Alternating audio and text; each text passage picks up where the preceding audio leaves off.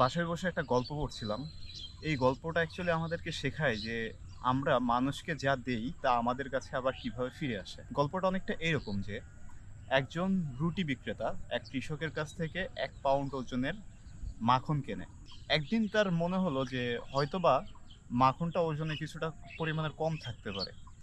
এইজন্য সে কি করছে? সে হচ্ছে তার যেই ওজন করার যে যন্ত্রটা আছে সেই যন্ত্রটা দিয়ে পরিমাপ করে দেখলো তার সন্দেহ ঠিক।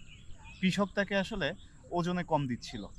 সো সে ক্ষিপ্ত হয়ে ওখানকার যে রাজা আছে তার কাছে গিয়ে এই বিষয়টা নিয়ে নালিশ করলো। যে অমুক কৃষক তাকে হচ্ছে ওজনে কম দিচ্ছে। পরিমাপে কারচুপি করতেছে। এই খবর শোনার পর রাজা নিজেও ক্ষিপ্ত হয়ে গেল। তখন সেই কৃষককে ডাকা হলো এবং কৃষককে জিজ্ঞেস করা হলো যে, "তোমার কি কোনো পরিমাপক যন্ত্র আছে?" "হ্যাঁ, আমার কাছে একটা যন্ত্র আছে যেটা দিয়ে আমি হচ্ছে আ পরিমাপ করে তারপর হচ্ছে আমার মাখনগুলোকে বিক্রি করি।" তারপর জিজ্ঞেস করা হলো, "তুমি কি দিয়ে পরিমাপ করো?"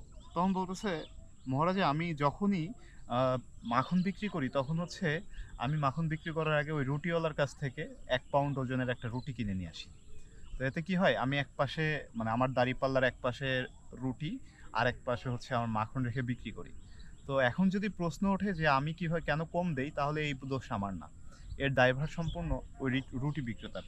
অর্থাৎ এই গল্প দ্বারা বোঝায় রুটি বিক্রেতা নিজেও আসলে মানুষকে ওজনে কম দিত।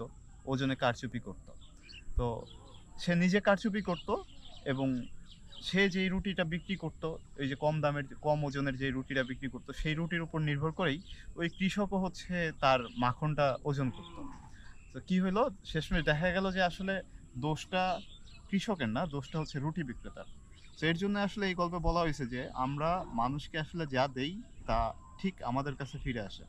আপনি মানুষের কাছে কিভাবে নিজেকে উপস্থাপনা করতেছেন সেটাই অ্যাকচুয়ালি ডিপেন্ড করবে আপনার সামনে যে ব্যক্তি দাঁড়ায় আছে সে আপনার সাথে কেমন আচরণ করবে।